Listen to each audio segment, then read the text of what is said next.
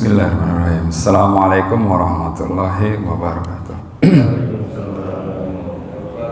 Alhamdulillahirabbil alamin wassalatu wassalamu ala asyrofil anbiya'i wal mursalin wa ala alihi washabihi ajmain. Amma ba'du.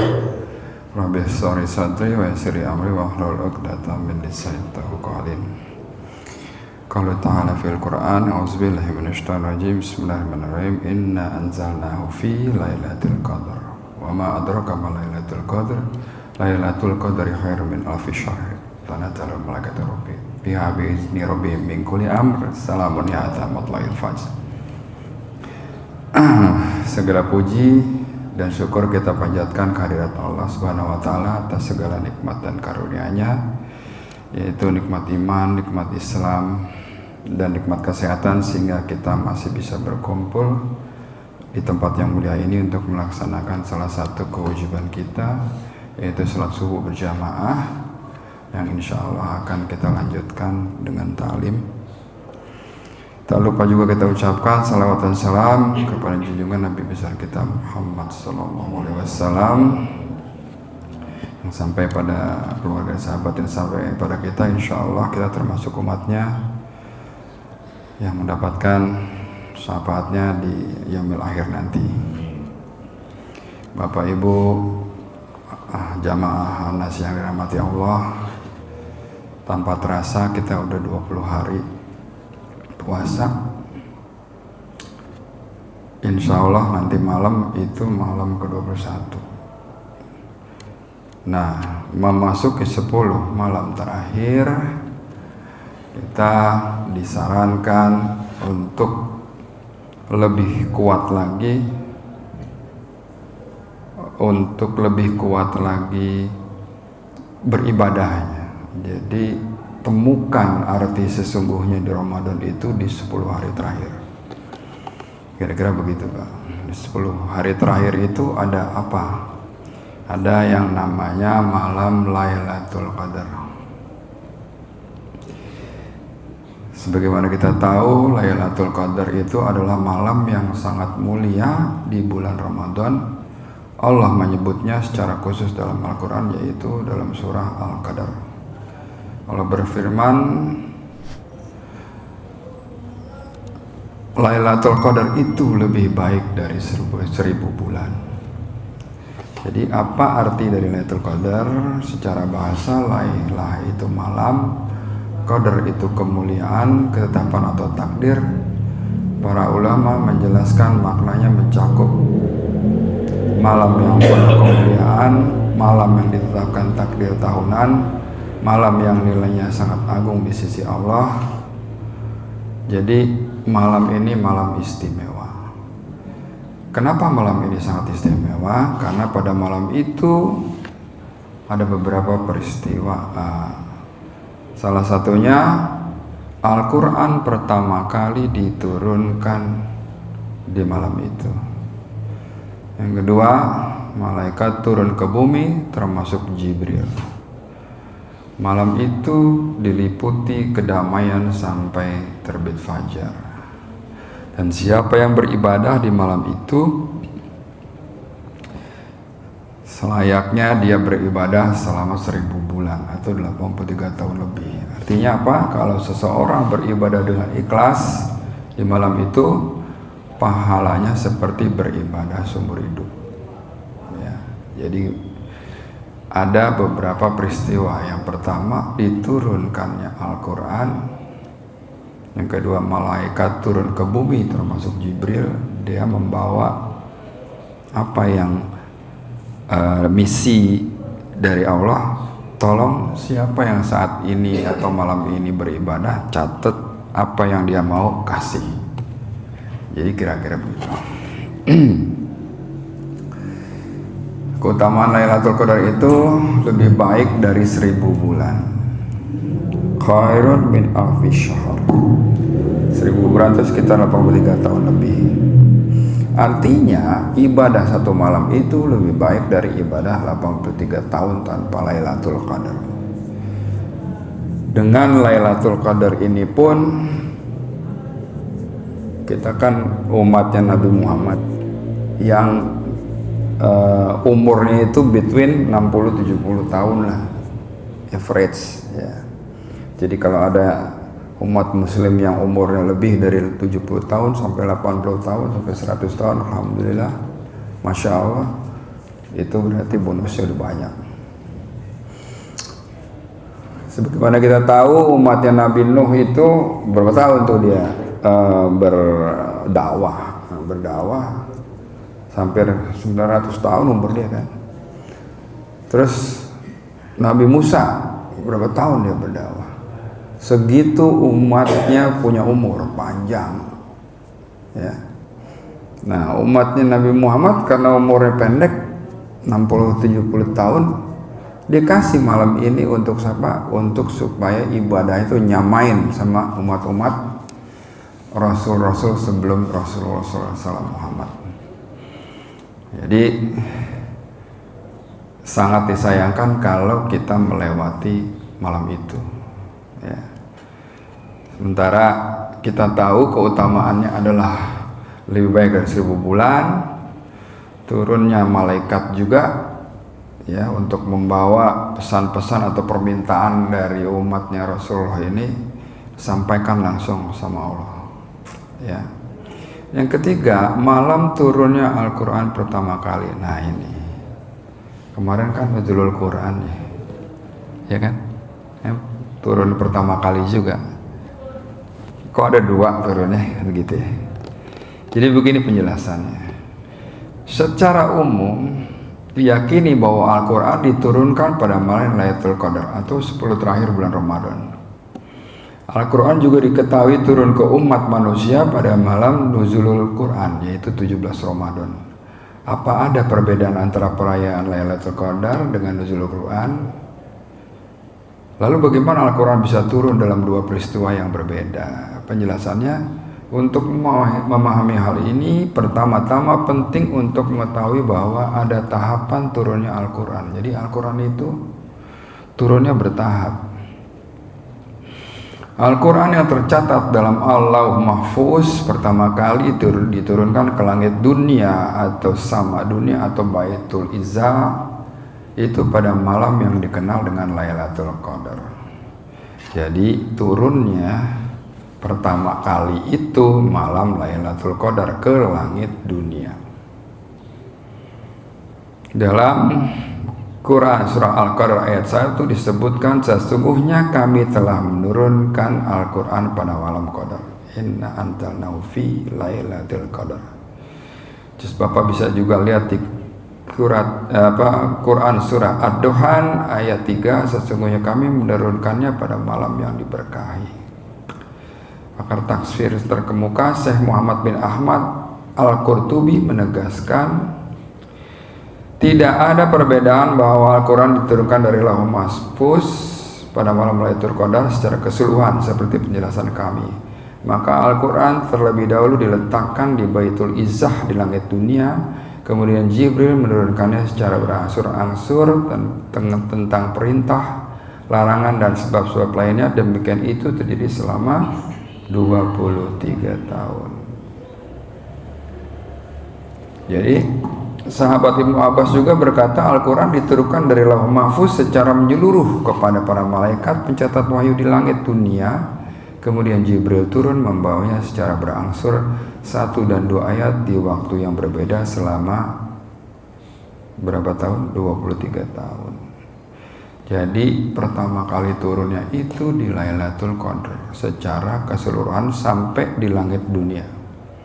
Lalu secara berangsur-angsur Jibril bawa itu pesan sesuai dengan kebutuhan. Jadi 2 kali Pak ya, 2 kali turun. Jadi yang pertama itu dari Lauh Mahfuz ke Baitul Izzah, yang kedua dari Baitul Izzah ke umat manusia ke bumi ini secara berangsur-angsur sesuai kebutuhan. Kemarin kan udah dijelasin Ustaz Rahmat bahwasanya sama Pak Aleh juga. Siapa yang itu yang nomerin, yang ini ditaruh di sini, yang ini ditaruh di sini sampai jadi satu buku.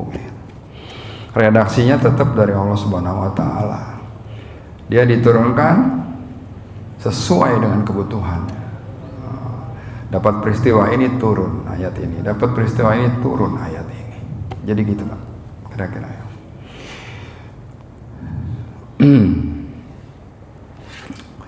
Jadi bertahap selama 23 tahun.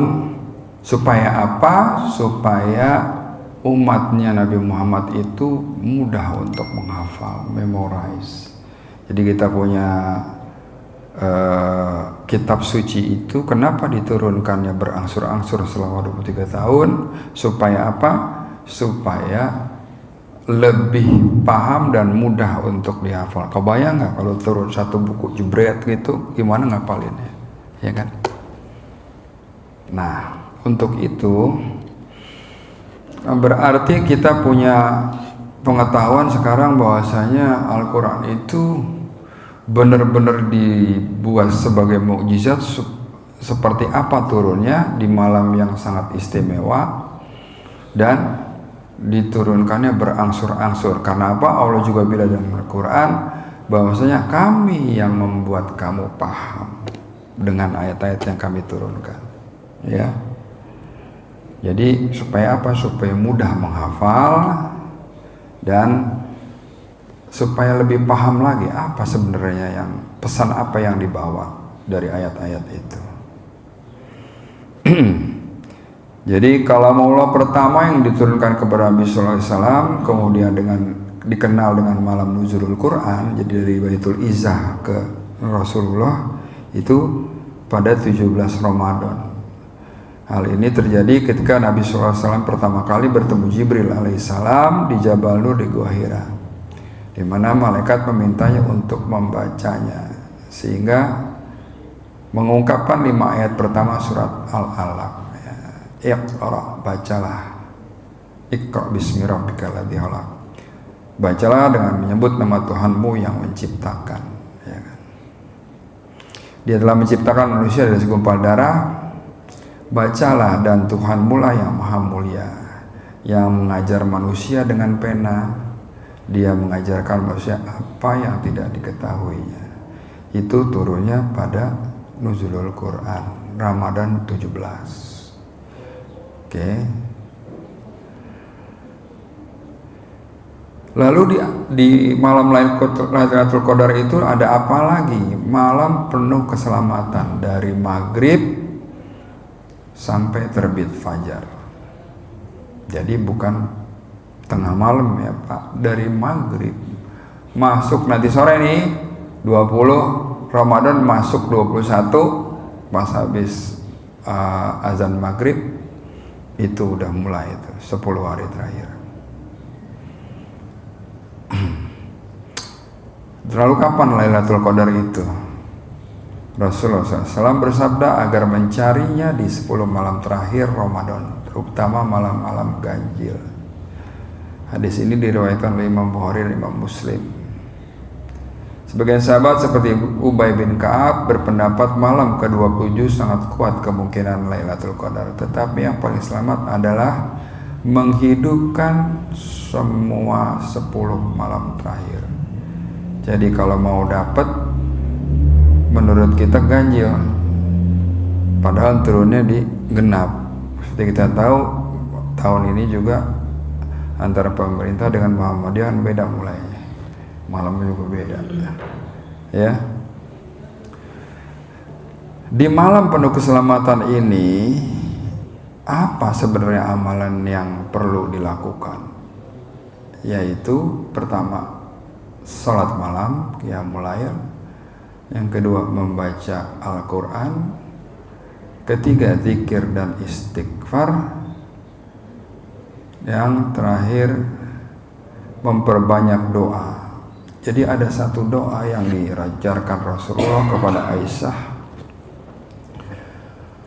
Allahumma innaka afuwun tuhibbul afwa fa'fu anni. Ya Allah, Engkau Maha Pemaaf dan mencintai maaf, maka maafkanlah aku. Seperti pernah saya jelaskan sebelumnya, orang-orang yang cerdas di bulan Ramadan adalah orang-orang yang dahulu untuk memohonkan ampun ketimbang meminta yang lainnya. Kenapa? Karena ketika ampunan sudah diterima, Allah ridho dengan kita, apa aja kita minta akan dikasih. Jadi tolong mulai maghrib sampai terbit fajar, banyakin doa ini. Makanya kita belum pernah tahu kapan nih, gitu kan. Yang datang malam Lailatul Qadar kapan nih? Tandanya apa, kan begitu. Banyak sekali literatur yang mengisahkan, oh begini tanda-tandanya, kan gitu ya. Lalu kira-kira siapa yang merugi? Rasulullah SAW menyebut orang yang sangat merugi adalah yang melewati Ramadan namun tidak mendapatkan ampunan. Karena itu orang-orang yang cerdas adalah yang bersungguh-sungguh di akhir Ramadan. Kebanyakan di akhir Ramadan kita itu udah mulai kecapean. Jadi di awal kenceng, begitu masuk 10 hari kedua udah mulai goyang. Di 10 hari terakhir udah mikirin lebaran. Biasanya gitu ya. Apalagi THR udah turun, udah kepikirannya mau ngapain nih, belanja apa nih.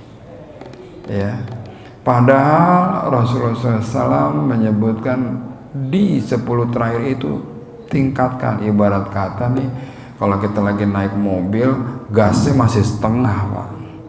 Begitu masuk 10 hari terakhir, gasnya pol, gitu. Diinjek sampai mentok. Nah itu final lap, ibarat kata begitu, Pak Anies. Begitu kita lihat di MotoGP kan, kalau final lap, wah ya kan, begitulah di tikungan terakhir udah ngebut deh. Nah, diharapkan 10 malam terakhir seperti itu. Jadi orang-orang yang merugi siapa? Orang-orang yang melewatkan malam ini dengan percuma, tidak melakukan apa-apa. Ya, oke. Ada beberapa kesalahan orang dalam mencari Lailatul Qadar. Banyak orang yang mendapatkan Lailatul Qadar tapi tanpa sadar melakukan beberapa kesalahan. Para ulama seperti Ibnu Rajab Al-Hanbali, Ibnu Katsir, dan Al-Qurtubi menjelaskan pentingnya kesungguhan dan pemahaman yang benar dalam mencarinya. Nah, beberapa item ini adalah kesalahan yang sering terjadi. Yang pertama adalah hanya fokus pada malam ke-27. Jadi di 10 malam terakhir dia nyoba di malam 27 aja.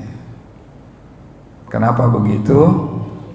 Padahal Nabi SAW bersabda agar mencarinya di 10 malam terakhir, khususnya malam ganjil. Hadis ini diriwayatkan oleh Imam Bukhari dan Imam Muslim.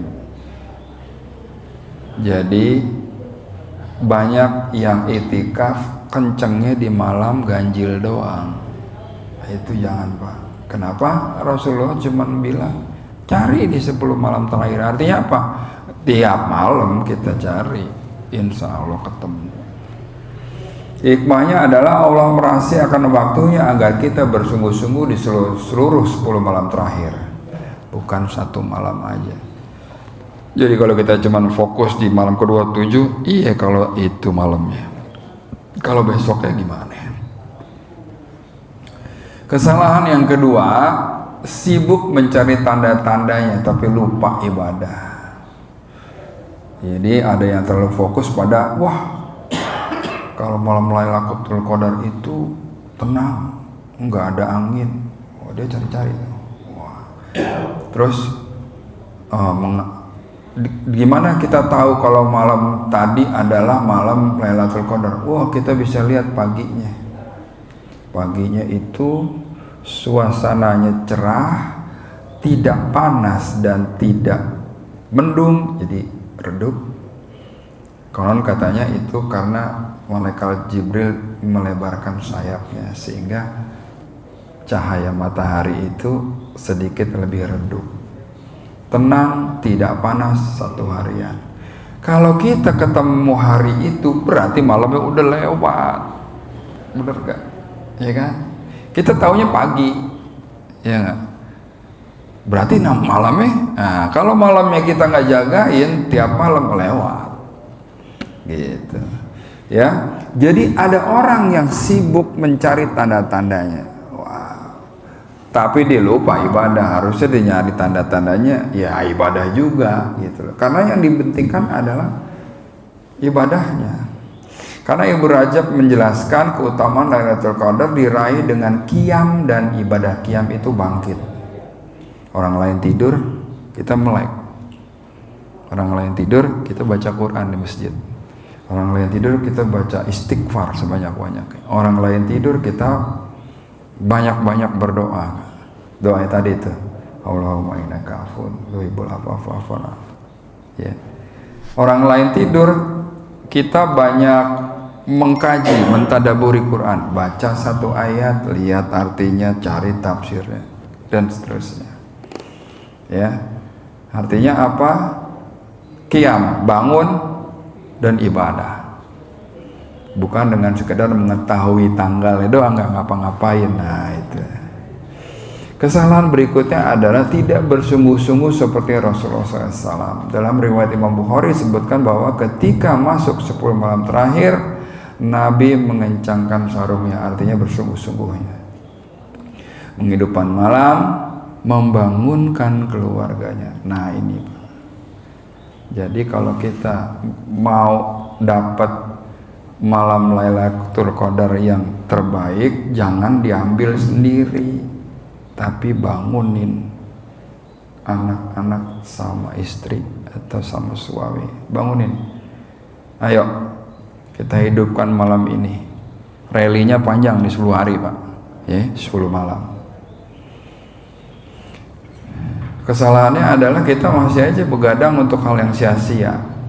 Dan media sosial lebih aktif daripada mushaf Al-Quran. Nah ini dia penyakitnya orang-orang kita sekarang. Banyakan scrolling daripada scrolling medsos, daripada scrolling aplikasi Quran di dalam HP. Ya. Tolong di 10 malam terakhir itu scrolling yang kurang bermanfaat, bukan tidak bermanfaat, kurang bermanfaat, tolong dipinggirin dulu. Banyakin kita baca Quran.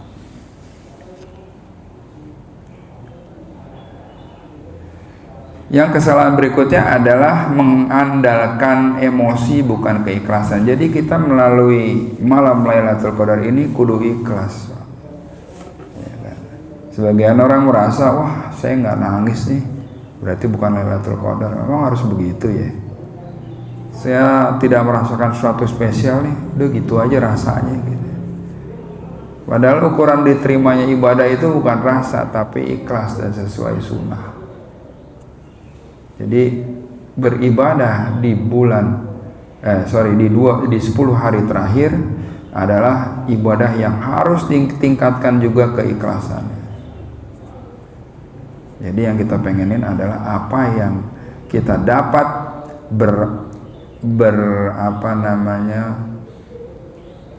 nempel sama kita gitu setelah bulan Ramadan lewat. Ya. Dapat dari mana tuh? Dapat dari malam Lailatul Qadar ini. Insya Allah kalau orang-orang yang menjalankan Ramadan ini dengan sungguh-sungguh, apalagi di 10 malam terakhir, bakal kelihatan di kehidupan setelah Ramadannya. Jadi kita bisa lihat sendiri tolak ukurnya bagaimana. Kita lihat ke dalam diri kita sendiri, apakah kita menjadi orang yang sama aja dengan sebelum Ramadan, apakah kita termasuk orang yang berbeda setelah melewati Ramadan dalam hal ibadah dan ketaatan kepada Allah Subhanahu wa taala. Kesalahan berikutnya adalah tidak memperbanyak doa. Jadi Allahumma innaka afuwwun tuhibbul afwa fa'fu anni itu banyakin Pak, karena seperti kita lihat tadi artinya ya, ampunan itu benar-benar dibutuhkan oleh kita. Ya, kita nggak pernah ingat apa dosa yang pernah kita buat, besar maupun kecil. Mungkin besar ingat, kecil enggak. Sengaja ingat, nggak sengaja nggak tahu. Untuk itulah kita mohon ampun. Ketika kita sudah mendapatkan ampun dari Allah Subhanahu wa taala, insya Allah hidupnya ke depan itu aman, lancar. Ya.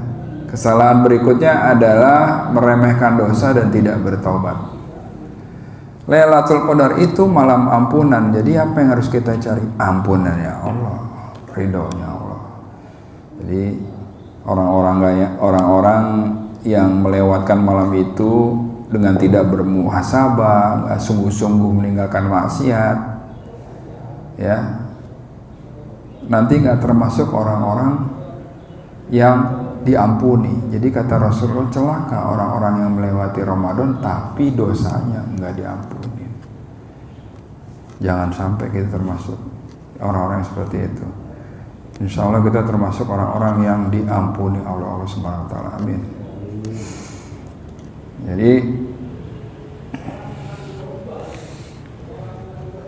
Jadi malam Lailatul Qadar itu adalah malam yang harusnya kita minta dari mulai awal Ramadan.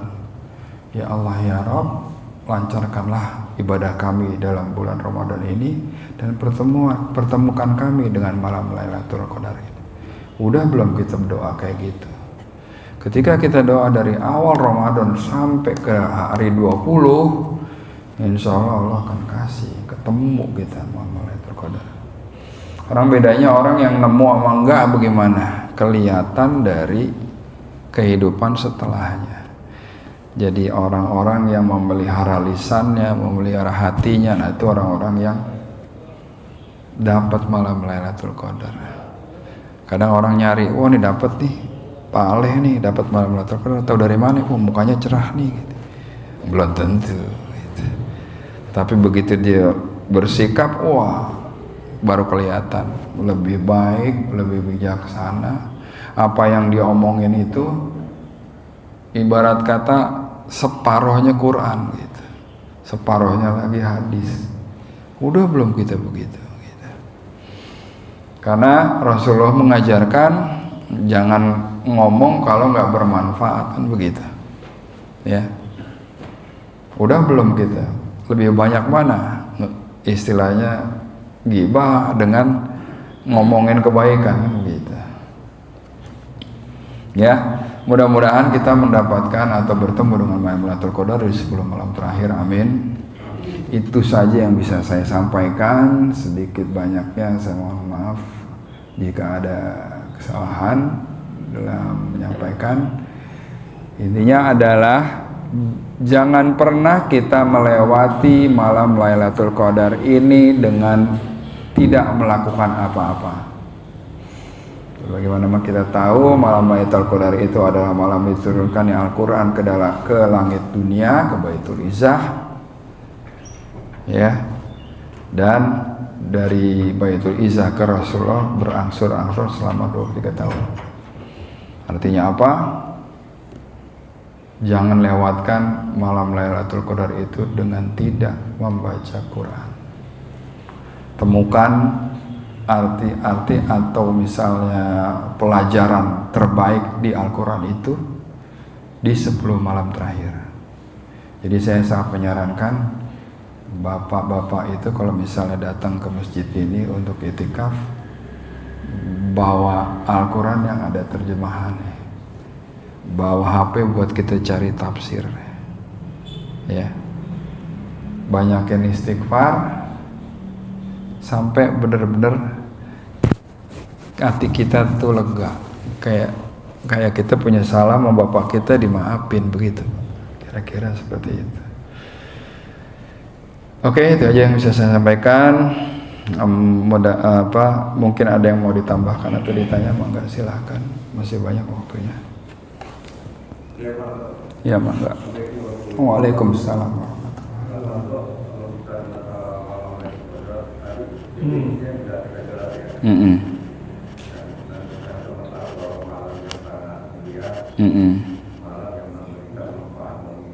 Iya.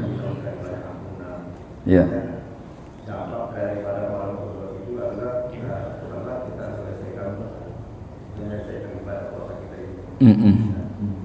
Implementasi atau menjabakannya ini yang saya ini agak keliru. Kalau kita datang ke masjid, ketika sholat, dan maaf aja, ada siapa pengungsi, terus kita, ya istilahnya kita bisa sambut Sementara di rumah istri itu juga menunggu. Saya lebih setuju lebih baik kita iktikaf, sholat dan sebagainya, batal Quran, kita pulang. Itu jauh lebih baik kita berapa kita sahur bersama istri di rumah. Betul. Artinya yang kita cari itu apa sih? Ya. Yang kita cari Quran kan mohon ampunan. Betul. Malamnya kita berdoa. Dari awal puasa sampai terakhir kita sholat malam. Betul. Pada saat sebelum bangun istri untuk persiapan sarapan sahur kita bangun siapin air, kita sholat, kita mandi sholat sebagainya. Nah hanya pada malam subuh malam terakhir mungkin saat kondisi kita main belum di sinilah kita dipompa. Betul. Final lap. Jadi saya lebih cenderung kalau memang kita datang ke iktikaf, ya benar kita baca. Betul.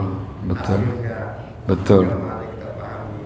Tapi sangat amat yang penjabaran atau implementasi yang kita siapkan di luar itu saya kurang sependapat kita di pendapat.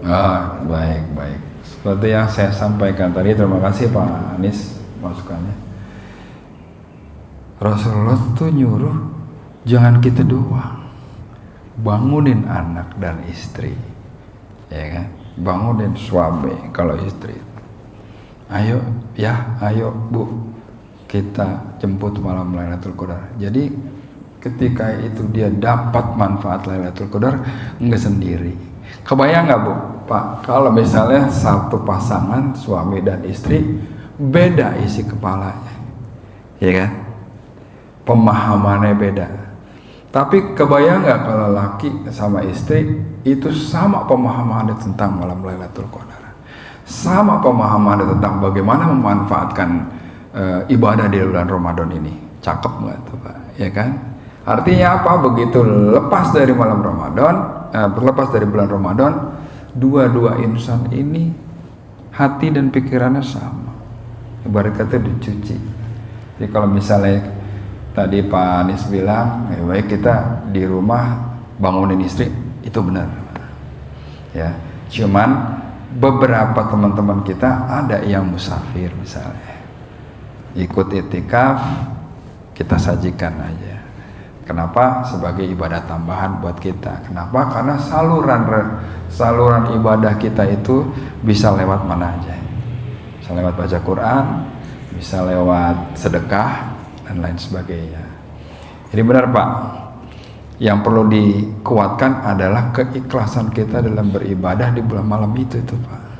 Dan kita jangan sendiri Pak, kita ajak istri, kita ajak anak, ayo bangun Lailatul Qadar nih, ayo kita baca Quran bareng-bareng, misalnya gitu. Sahur bareng. Sahur kan ada keberkahan di dalam sahur Pak. Ya kan, jangan kita lewatin itu sahur. Kenapa? Karena ada keberkahan di dalam sahur. Jadi menjemput keberkahan itu nggak cuma sendiri Pak. Kita kagak egois, kita bangunin anak, kita bangunin istri, ya kan? Kita bangunin siapa misalnya masih ada orang tua di dalam rumah itu kita bangunin. Ya, kenapa? Kita sama-sama jemput itu yang namanya malam Lailatul Qadar. Terutama 10 malam terakhir nih Pak. Karena itu tadi orang biasa udah kecapean Pak. Wah puasa mulu nih, tiap malam tarawih. Malamnya inilah agak ada itikaf kan begitu ya. Biasanya capek orang. Nah justru kata Rasulullah di malam 10 malam terakhir ini manfaatkan. Dari mulai apa? Startnya mulai dari maghrib sampai fajar, maghrib sampai fajar, maghrib sampai fajar, terus 10 malam. Pasti ketemu itu, ya insya Allah. Tapi waktunya tidak harus jam 2. Enggak, kan tadi mulai malam kan ya habis maghrib. Artinya kalau memang kita menjemput malam Qadar itu ya sudah jelas kan kita tiap malam baca Quran. Iya betul. Kalau kita niatnya datangnya menjemput, dengan dari awalnya sudah menjemput. Iya. Kayak di sini kita jelaskan bahwasanya malam itu kan mulai dari maghrib kan Pak? Ya maghrib sampai fajar. Karena di keberkahan di surat Al-Qadar tadi keberkahannya itu dari mana? Dari mulai maghrib sampai fajar. Iya, jadi kalau misal dari maghrib udah kita jemput, insya Allah ketemu gitu. Kira-kira begitu Pak. Makasih Pak masukannya. Jadi memang apa yang harus kita lakukan di dalam skop kecil keluarga dulu, makin lama makin gede masyarakat, ya kan, tetangga sampai masyarakat. Insya Allah semuanya mendapat keberkahan di bulan Ramadan ini, dapat ampunan juga, ya. Karena kata Rasulullah, celaka orang yang lewat Ramadan tapi doanya kagak diampunin. Jangan sampai kita termasuk orang kayak begitu. Ada lagi sebelum kita tutup? Silakan.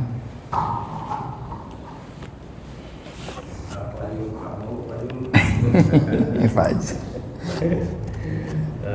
Assalamualaikum warahmatullahi wabarakatuh. Waalaikumsalam warahmatullahi wabarakatuh. Sebagaimana tadi disampaikan, Yanto Al-Quran itu turun ke bumi dalam Rasul sesuai dengan kebutuhan, kan? Betul. Tapi betul.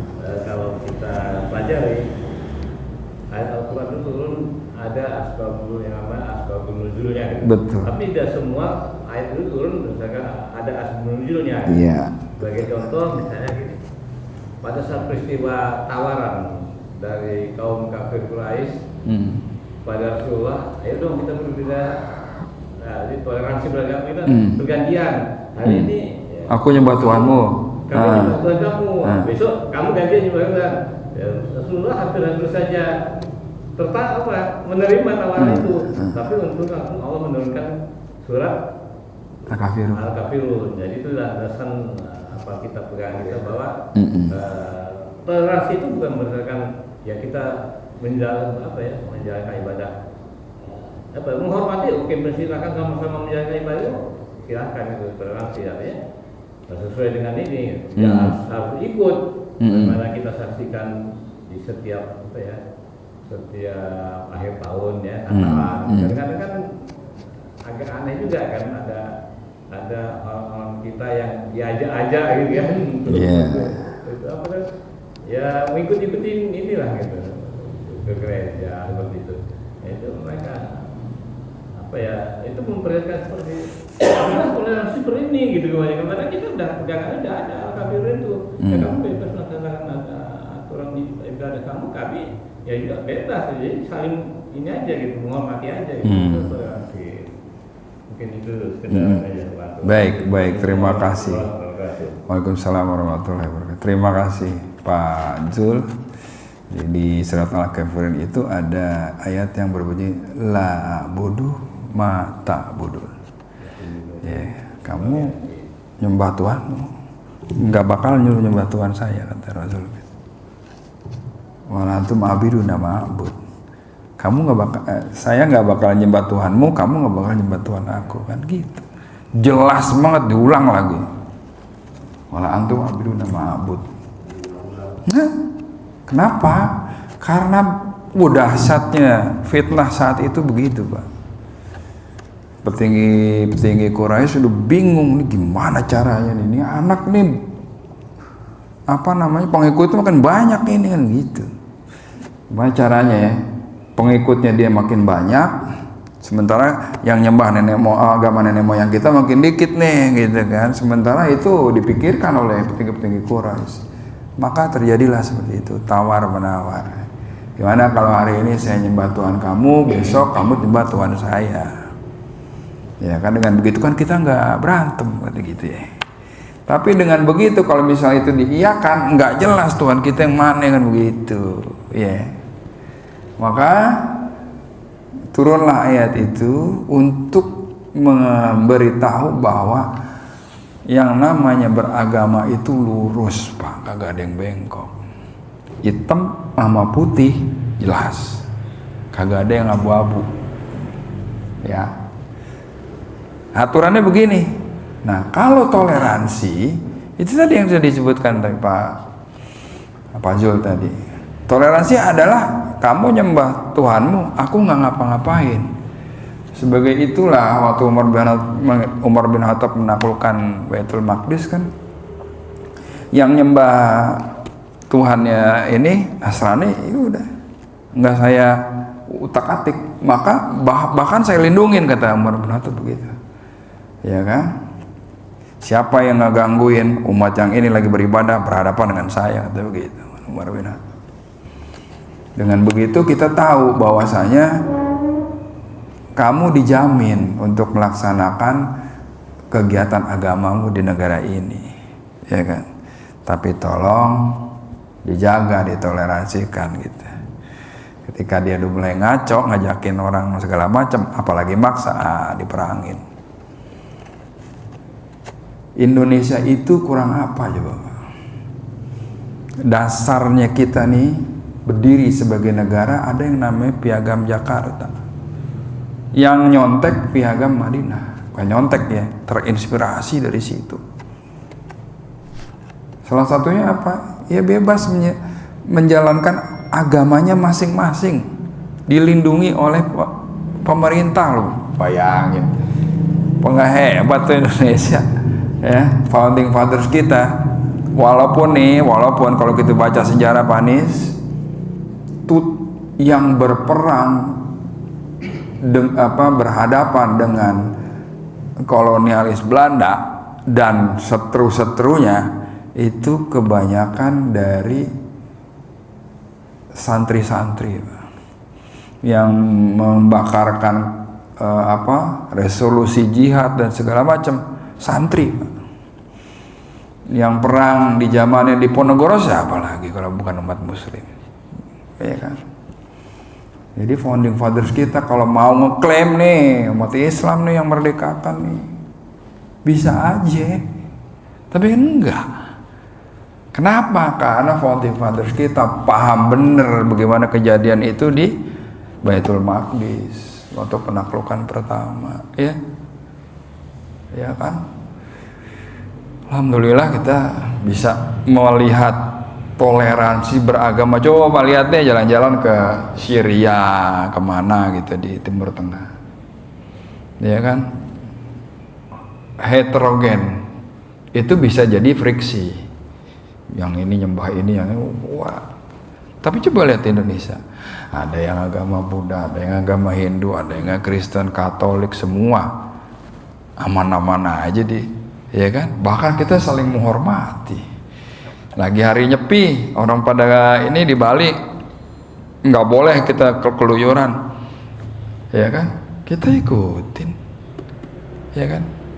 Sebab tahu di Bali itu kesultanan yang Muslim juga ada Pak, gitu. Tapi nggak begitu orang kita itu luar biasa. Bhinneka Tunggal Ika-nya itu menyatu banget Pak. Ya, alhamdulillah. Kita makin kemari makin paham bahwasanya agama itu kalau dipegang dengan benar ya keselamatan yang ada, kira-kira gitu. Oke, itu aja ya. Ya, mangga, Pak. Waalaikumsalam warahmatullahi. Ini ada. Menanyakan atau saya. Hah? Itikaf itu di rumah juga Pak bisa kan gitu ya? Gitu ya. Jadi mungkin Pak Janum saya lihat di surat Al-Baqarah ayat 187. Dan Al-Baqarah 187 ya. 125. Jadi coba ya lihat dulu. Lanjut Pak. Jadi intinya janganlah kalian mencampuri istri-istrimu ketika kalian sedang itikaf di masjid. Iya. Betul. Sama itikaf itu memang harus di masjid. Kalau bagi laki-laki itu khususnya. Dan di 125-nya memang itikaf itu sejak zaman Nabi Ibrahim. Jadi bukan itikaf bagi laki-laki kalau bukan di masjid. Itu itikaf itu. Jadi beda. Jadi kalau di rumah laki-laki ya bukan itikaf. Karena itikaf itu dilakukan di masjid. Ya. Baik. Maksudnya begini Pak. Yang dimaksud Pak Anies itu adalah menyambut malam Lailatul Qadar itu, ya kan? Karena Pak Anies tadi ngomong juga, kita datang ke masjid, itikaf juga. Itikaf juga. Lepas selesai itikaf, pulang ke rumah bareng istri. Jemputnya dari kapan? Dari mulai maghrib sampai dengan fajar. Jadi benar Pak, itikaf itu emang di masjid, bukan itikaf di rumah, enggak. Tapi kata Pak Anies bilang tadi, alangkah baiknya kalau feel-nya itu kita bawa juga tuh ke dalam rumah gitu. Feel apa? Feel mencari malam Lailatul Qadar itu. Ya, tetap itikaf kan dijalankan, benar Pak Anies? Datang, yang ada yang ngaji, ada yang mohon ampun, ada yang macam-macam, ada yang sedekah, ada yang segala macam. Ya kan? Begitu selesai di masjid, balik, jangan hilang rasa itu, tetap bangunin istri, Lailatul Qadar nih, belum sholat kan? Sholat gitu. Ya kan? Kenapa? Karena kita nggak mau masuk surga sendirian, kagak boleh Pak, egois. Ya kan? Masuk surga rame-rame sama anak sama bini gitu. Makasih Pak Ale. Jadi memang itikaf, iya.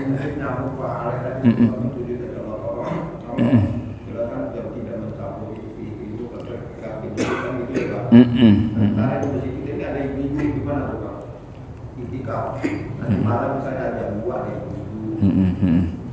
saya sepertinya kurang. Ya gimana ya? Sebaiknya istighfar seharusnya bapak aja dari TV. Yang saya pernah dengar Pak, itu adalah disarankan untuk semuanya. Wabil khusus buat laki-laki, karena emang tempatnya seperti itu. Karena Rasulullah sendiri kan dia itikaf, dia dibekalin sama istrinya di rumah, gitu, ya, di rumah. Tapi kalau ada yang berkesempatan, nggak apa-apa juga, ya kan. Selama tugas-tugas yang ada di rumah tuh tetap dia kerjain, gitu. Artinya dia punya keleluasan waktu, nggak apa-apa itikaf di masjid. Ya, tapi kalau misalnya untuk kaum laki disarankan Pak di masjid kan gitu. Namanya itikaf di mana ya, di masjid gitu.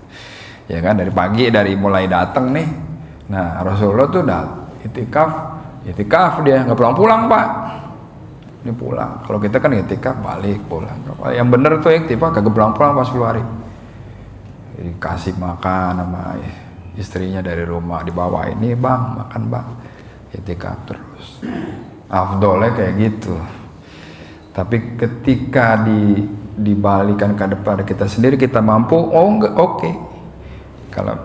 Kalau misalnya kita, udah yang biasa aja sampai jam 2 pulang, jam 2 pulang, jam 3 pulang, oke, nggak masalah. Mangga, silakan. Saya duluan ya. Iya. Oke, mangga. Iya.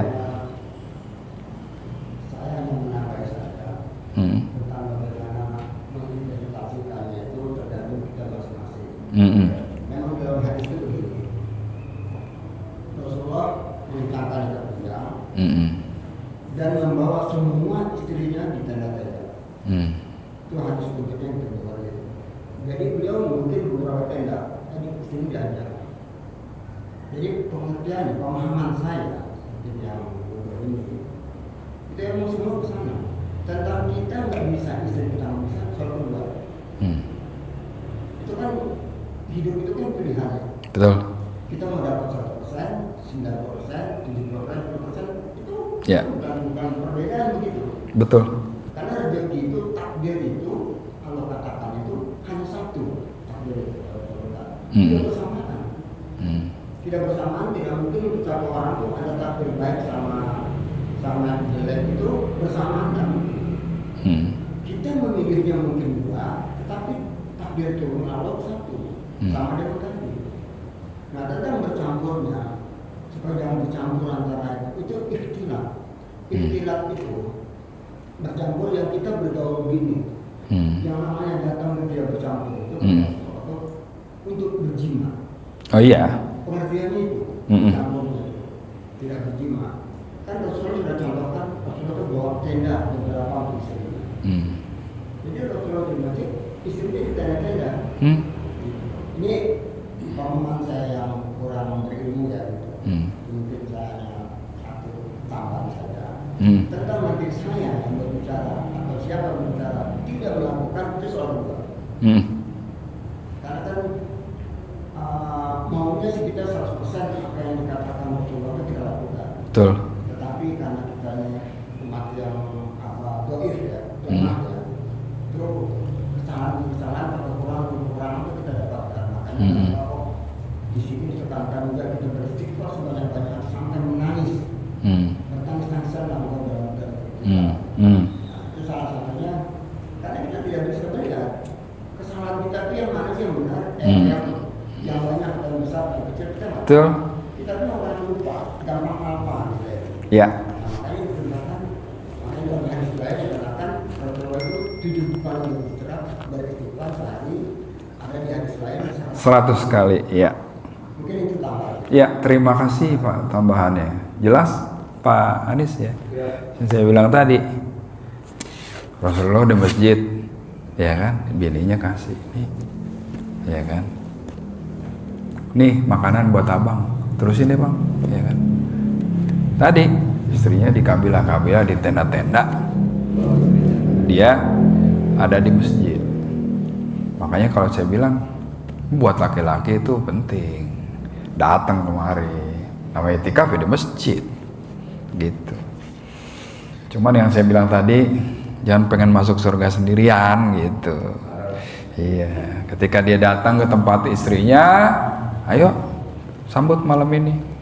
Diingatkan, kita ingatkan istri kita, ayo baca nih doa yang tadi itu. Allahumma innaka afuwwun. Gitu.